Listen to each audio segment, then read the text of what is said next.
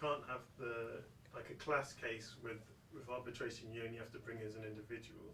Well, you've raised an excellent question here.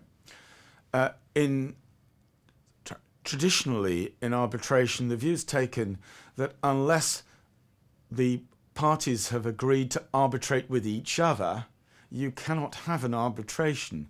So it's possible to have a class action arbitration if the defendant agrees to it.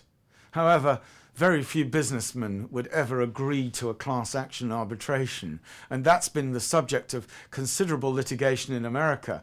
The Stolt-Nielsen case, notably, where the US Supreme Court concluded that the arbitrator, who the parties had agreed to have resolved the question of whether a class action arbitration should take place, had basically made it up as he went along, and therefore his award should be set aside as an excess of jurisdiction. Essentially, they were trying to break up the class action arbitration.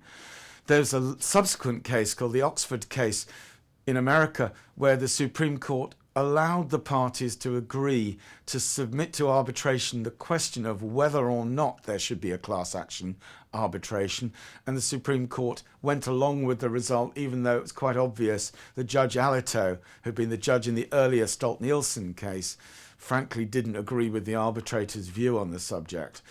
In this country, there's been very little, or if any, experience of class action arbitration, but there's no reason why there shouldn't be such a thing. And after all, it would probably save businesses at times a considerable amount of money if they are subject to multiple claims against them, to have them dealt with in a single process.